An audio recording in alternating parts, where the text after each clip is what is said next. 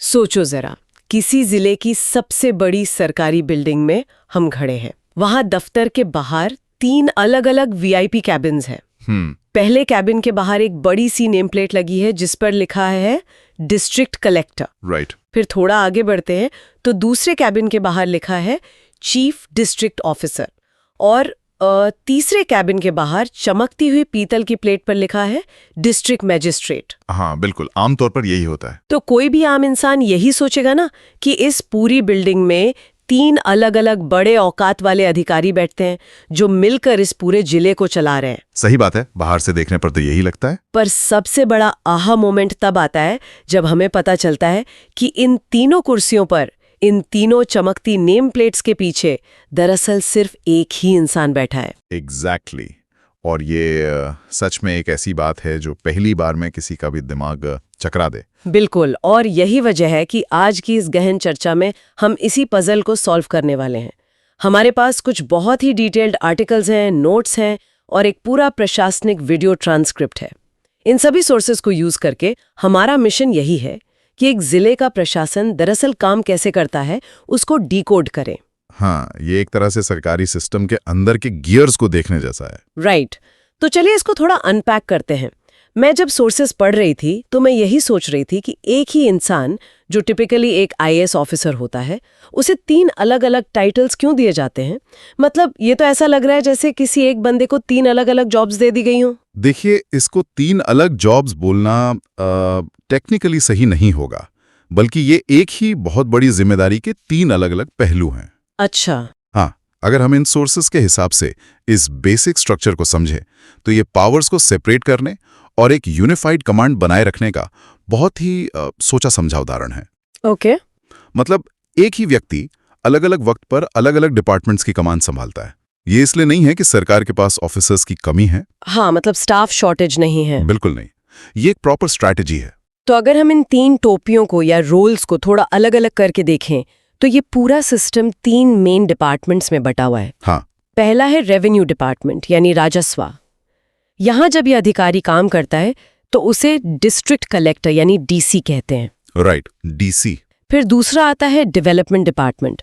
यहाँ जब वो फाइल्स पर साइन करता है तो वो डिस्ट्रिक्ट ऑफिसर, ये चीफ डिस्ट्रिक्ट ऑफिसर बन जाता है, जिसको आमतौर पर सीडीओ कहते हैं। सीडीओ, बिल्कुल सही। और तीसरा और सबसे फेमस कानून व्यवस्था। जब वो पुलिस के साथ लॉ एंड ऑर्डर मेंटेन करता है तब वही अधिकारी डिस्ट्रिक्ट मैजिस्ट्रेट या डीएम कहलाता है। एग्जैक्टली। तो इसको मैं थोड़े कॉर्पोरेट एनालॉजी से समझाती हूँ। ये बिल्कुल किसी बहुत बड़ी एमएनसी के उस सीईओ की तरह लग रहा है जो अगर अकाउंट्स डिपार्टमेंट की मीटिंग में घुसे तो सब उसको चीफ फाइनेंस ऑफिसर बोलते हैं क्योंकि वो पैसे का हिसाब देख रहा है। हाँ, बढ़िया कंपैरिजन है ना? और अगर वही बंदा ऑपरेशंस टीम के साथ फील्ड में चला जाए तो चीफ ऑपरेटिंग ऑफिसर बन जाता है, और अगर सिक्योरिटी गार्ड्स की ब्रीफिंग ले रहा हो तो चीफ सिक्योरिटी ऑफिसर। राइट। इंसान एक ही है पर कमरे और काम के हिसाब से उसकी पहचान बदल रही है। पर मेरा यहाँ एक सवाल है। पूछिए। क्या ये एक ही इंसान के हाथ में कुछ ज्यादा ही पावर देना नहीं हो गया? मतलब इन तीनों डिपार्टमेंट्स के लिए अलग-अलग ऑफिसर्स क्यों नहीं रख लेते? ये सवाल बहुत नेचुरल है, पर इसके पीछे का लॉजिक बड़ा इंटरेस्टिंग है जो हमारे सोर्सेज में भी बताया गया है। किसी भी जिले को स्मूथली चलाने के लिए ना इन सभी डिपार्टमेंट्स के बीच एक गजब का कोऑर्डिनेशन चाहिए होता है। अब जैसे मान लीजिए जिले में एक नया हाईवे बनना है। ओके, हाईवे, ये तो डेवलपमेंट का काम हुआ। सही पकड़ा, ये सीडीओ का काम है। पर उस हाईवे के लिए जमीन भी तो लेनी पड़ेगी लोगों से। ओह, और जमीन मतलब रेवेन्यू डिपार्टमेंट यानी डीसी का काम। एग्जैक्टली। और जब सरकारी लोग जमीन लेने जाएंगे तो हो सकता है वहां गांव वाले विरोध करें, प्रोटेस्ट करें। राइट। तो वहां लॉ एंड ऑर्डर मेंटेन करने के लिए पुलिस बुलानी पड़ेगी जो कि डीएम का डिपार्टमेंट है। बिल्कुल।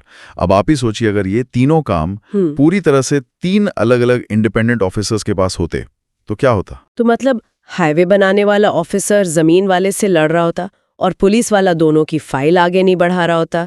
ईगो क्लैशेस होते। एग्जैक्टली, ईगो क्लैशेस, फाइल लटकाने वाला सिस्टम और डिपार्टमेंट्स आपस में ही उलझ जाते। इसीलिए एक ही सेंट्रल नोड बनाया गया है।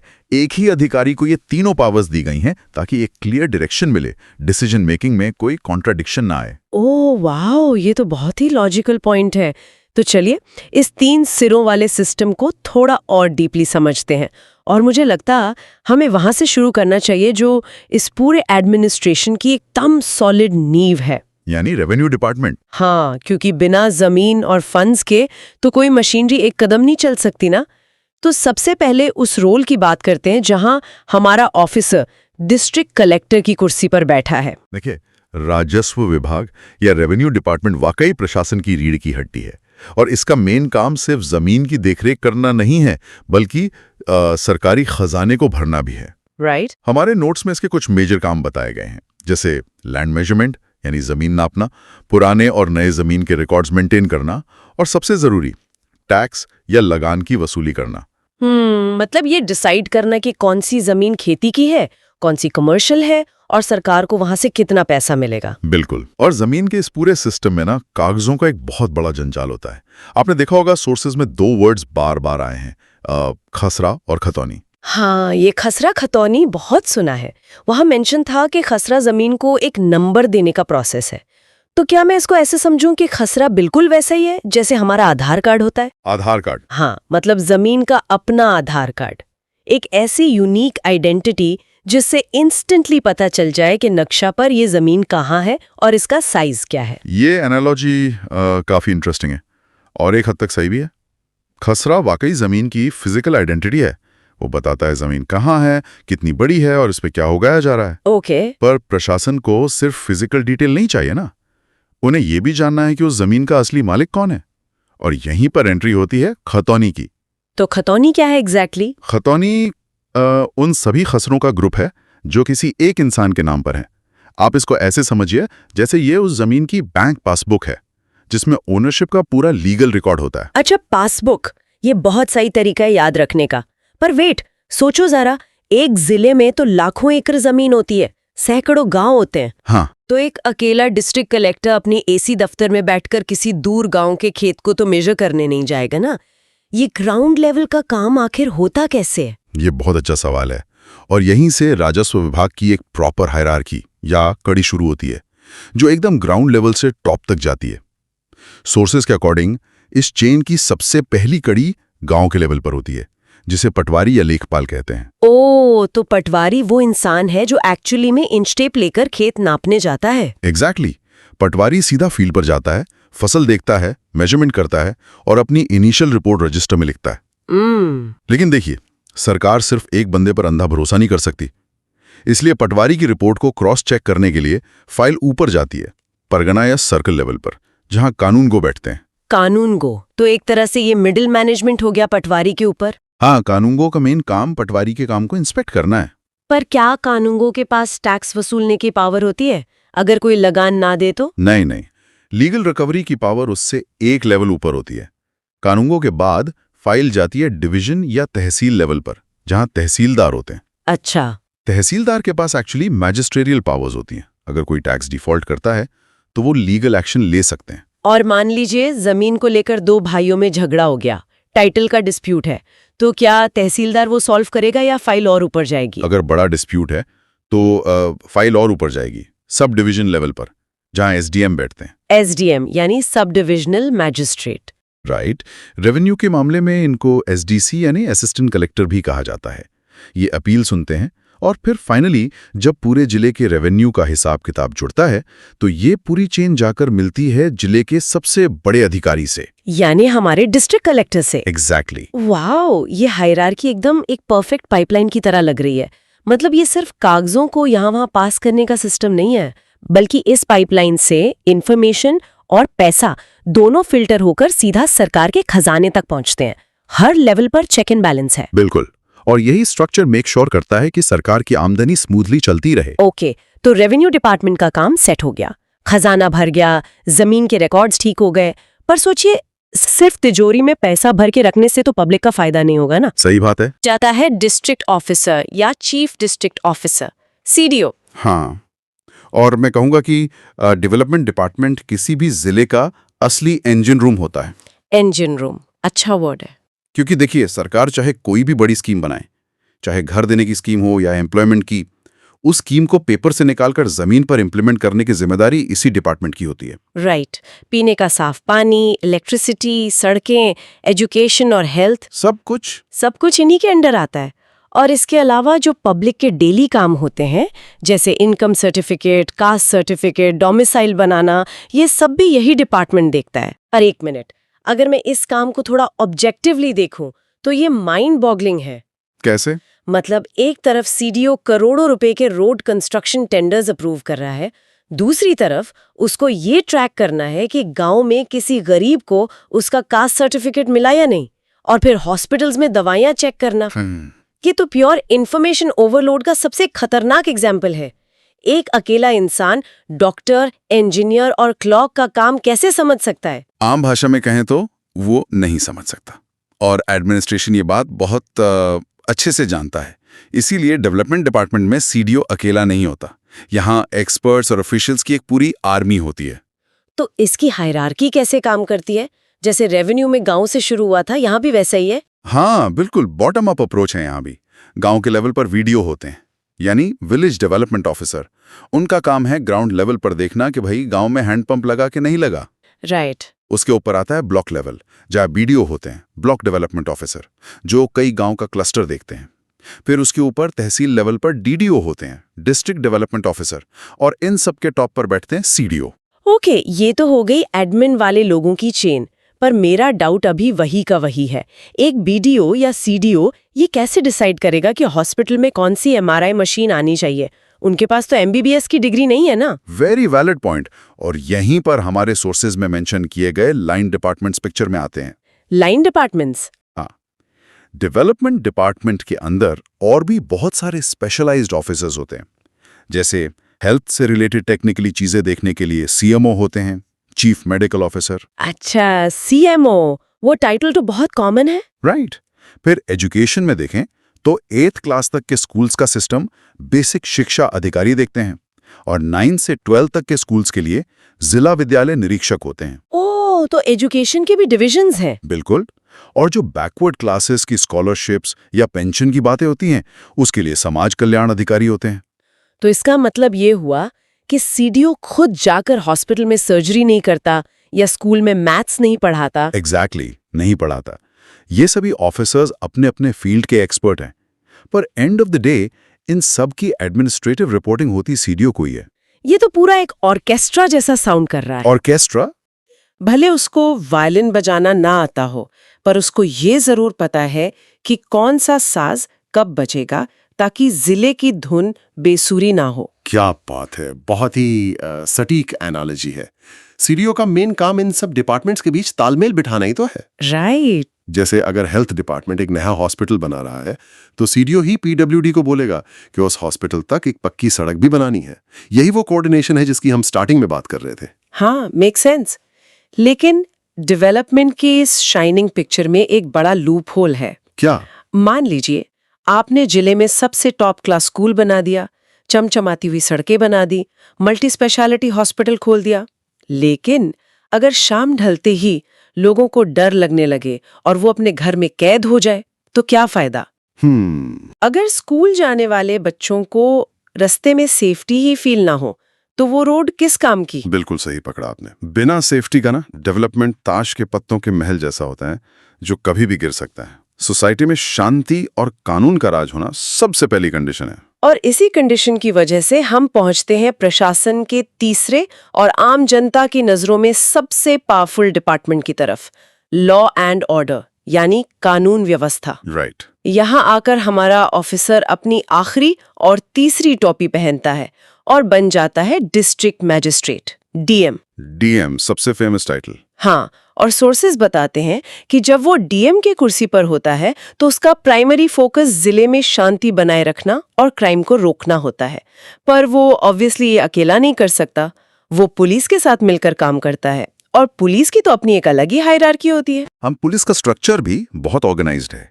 ग्राउंड लेवल से सबसे छोटी यूनिट होती है पुलिस चौकी, जहां आमतौर पर एक एएसआई बैठते हैं। ओके, उसके ऊपर कई चौकियों को मिलाकर बनता है एक थाना, और थाने का इंचार्ज एक इंस्पेक्टर या एसएचओ होता है, स्टेशन हाउस ऑफिसर, जिनको 3 स्टार ऑफिसर भी बोलते हैं। छोटे थानों में एसओबी होते हैं। अच्छा, थाने तक की पिक्चर तो हमें क्लियर है, मूवीज में भी देखते हैं, लेकिन प्रशासन के अधिकारी यानी डीएम वाले लोग और पुलिस वाले आपस में कनेक्ट कहाँ होते हैं? ये कनेक्शन थाने से ठीक एक लेवल ऊपर शुरू होता है, सर्कल या सब डिविजन लेवल पर, और यहीं पर हमें चेक्स एंड बैलेंसेस का सबसे बढ़िया उदाहरण मिलता है। कैसे? इस लेवल पर पुलिस डिपार्टमेंट की तरफ से डीएसपी बैठते हैं, डेप्यूटी सुपरिंटेंडेंट ऑफ पुलिस, और प्रशासन की तरफ से वहीं एसडीएम बैठते हैं, जिनका जिक्र हमने रेवेन्यू वाले पार्ट में किया था। वेट, वही एसडीएम जो थोड़ी देर पहले जमीन का डिस्प्यूट सुलझा रहे थे, वो अब यहाँ डीएसपी के पास बैठकर कानून व्यवस्था भी देख रहे हैं। बिल्कुल, वही एसडीएम है। पर क्यों? पुलिस के पास तो वेपन्स है, फोर्स है, उनको सरकारी बाबू की क्या जरूरत है? यही तो डेमोक्रेसी का डिजाइन है। देखिए, पुलिस के पास एक्शन लेने की ताकत और फोर्स जरूर है, पर उस फोर्स का इस्तेमाल कब करना है, कहां करना है और कितना करना है, ये डिसाइड करने का लीगल और इंडिपेंडेंट विवेक एक मैजिस्ट्रेट के पास ही होता है। ओ, ताकि पुलिस अपनी पावर का मिसयूज ना कर सके। एग्जैक्टली। और जब हम इससे ऊपर जाते हैं तो डिस्ट्रिक्ट लेवल पर डीएम और जिले के सबसे बड़े पुलिस अधिकारी यानी एसएसपी दोनों मिलकर पैरेलल काम करते हैं। ये बैलेंस ऑफ पावर वाकई कमाल का है। पर जब मैं सोर्सेज डिटेल में पढ़ रही थी तो इसमें एक स्पेशल रूल का भी जिक्र था जिसने मेरा ध्यान खींचा। 10 लाख से ज्यादा आबादी वाला नियम। हाँ, कमिश्नरेट सिस्टम। उसमें लिखा है कि अगर किसी जिले की पॉपुलेशन 10 लाख क्रॉस कर जाती है तो ये पुलिस एडमिन वाला सेटअप थोड़ा चेंज हो जाता है। वहां डीएसपी की जगह एसीपी आते हैं और एसएसपी की जगह डीसीपी बैठते हैं। पर मेरा डाउट ये था कि सिर्फ नेम प्लेट बदलने से क्या फर्क पड़ता है? ये सिर्फ नाम का फर्क नहीं है, पावर्स का शिफ्ट है। इसको मैंने एक टेक एनालॉजी से समझने की कोशिश की थी। मैं बताती हूँ। जैसे मान लीजिए आपकी एक वेबसाइट है, दिन में कुछ 100 लोग आते हैं तो आपका नॉर्मल बेसिक सर्वर लोड उठा लेता है। पर अचानक से अगर वेबसाइट वायरल हो जाए और लाखों लोग आ जाएं, तो वो बेसिक सर्वर क्रैश हो जाएगा ना। हाँ। तो आप उसको हटाकर एक हैवी ड्यूटी एंटरप्राइज सर्वर लगा देते हैं। क्या ये 10 लाख की आबादी वाला नियम इस एंटरप्राइज सर्वर के अपग्रेड जैसा ही है? ये बिल्कुल परफेक्ट एक्सप्लेनेशन है। जब किसी शहर की आबादी 10 लाख क्रॉस करती है तो वो प्रॉपर मेट्रो सिटी बन जाता है। राइट। वहाँ क्राइम ज्यादा कॉम्प्लेक्स होता है, ट्रैफिक की भीड़ होती है, वीआईपी मूवमेंट्स होते हैं। ऐसे माहौल में अगर दंगे की स्थिति बन जाए तो इमीडिएट एक्शंस चाहिए होते हैं। हाँ, टाइम नहीं होता। अगर हर छोटे बड़े डिसीजन के लिए जैसे लाठीचार्ज का ऑर्डर देना है या धारा 144 लगानी है, पुलिस को डीएम साहब की फाइल क्लियर होने का वेट करना पड़े तो बहुत देर हो जाएगी। अच्छा, तो इस नए कमिश्नरेट सिस्टम में क्या पुलिस को डीएम से परमिशन नहीं लेनी पड़ती? काफी हद तक हाँ। इस सिस्टम में डीसीपी और एसीपी को डायरेक्ट मैजिस्ट्रियल पावर्स दे दी जाती हैं। Oh wow. यानी अब उनके पास फोर्स भी है और स्पेशल कंडीशंस में तुरंत ऑर्डर निकालने की लीगल पावर भी। इससे उनका रिएक्शन टाइम आपके एंटरप्राइज सर्वर की तरह सुपर फास्ट हो जाता है। ये सिस्टम तो सच में माइंड ब्लोइंग है। अगर हम अब तक की सारी बातों को एक साथ फ्रेम में देखें तो जो पिक्चर बनती है वो एक बहुत ही कॉम्प्लेक्स और टाइट मकड़ी के जाल जैसी है। मकड़ी का जाल, हाँ। और ये जाल एकदम ग्राउंड से शुरू होता है। वो खेत में खड़े पटवारी से, गांव में पाइप लगवा रहे वीडियो से या चौराहे पर खड़े एएसआई से, और ये सभी तार, सारा डेटा, सारी पावर्स ऊपर की तरफ जाती हैं और फाइनली एक सिंगल सेंट्रल नोड पर आकर रुकती हैं। वही एक आईएएस ऑफिसर जो जब जैसी जरूरत हो कभी फाइल पर डीसी साइन करता है, कभी सीडीओ तो कभी गाड़ी में डीएम की तरह निकलता है। और यही सारी थ्योरी का सबसे प्रैक्टिकल साइड है। ये कोई हवा में बनाई हुई चीजें या मोटी किताबों के रूल्स नहीं है। इन सब का आम पब्लिक पर डायरेक्ट असर होता है। बिल्कुल। अब नेक्स्ट टाइम जब कोई इंसान जमीन खरीदेगा या कास्ट सर्टिफिकेट बनवाने जाएगा तो उसको पता होगा कि बैकग्राउंड में मशीनरी कैसे चल रही है, उसका पैसा ऊपर कैसे फिल्टर हो रहा है। ये नॉलेज ना सोसाइटी को और विजिलेंट बनाती है। मैं पूरी तरह अग्री करती हूँ। सिस्टम को समझना ही सिस्टम को अकाउंटेबल बनाने का पहला कदम है। लेकिन एक चीज और है, इस पूरे सिस्टम को डिकोड करने के बाद मेरे दिमाग में एक ऐसी बात आ रही है जो सोर्सेज में डायरेक्टली कहीं नहीं लिखी थी, पर वो स्ट्रक्चर का एक थोड़ा चिंता वाला बाय प्रोडक्ट जरूर है। वो क्या? देखिए, हमने बात की कि उस एक अकेले आईएएस ऑफिसर के पास राजस्व, विकास और कानून तीनों की अल्टीमेट पावर है। वो सेंट्रल नोड है इस जाल का। पर सोचिए, अगर वही सेंट्रल नोड कमजोर पड़ जाए तो क्या होगा? आपका मतलब है कि जो इंसान उस कुर्सी पर बैठा है, अगर वो उतना केपेबल ना हो? एग्जैक्टली। अगर उसमें लीडरशिप ना हो, या वो तीनों बड़ी रिस्पॉन्सिबिलिटीज के स्ट्रेस में आकर पैनिक कर जाए, या फिर वो करप्ट निकल जाए, तो क्या जिले का पूरा सिस्टम ताश के पत्तों की तरह ढेर नहीं हो जाएगा? ये पॉइंट है। ये सोचने वाली बात है कि हमारा इतना बड़ा डेमोक्रेटिक सिस्टम, जिसमें लाखों लोगों की जिंदगियां जुड़ी हैं, वो एंड में आकर एक अकेली ह्यूमन बीइंग की कैपेसिटी और उसके टेम्पर पर कितना ज्यादा डिपेंड करता है।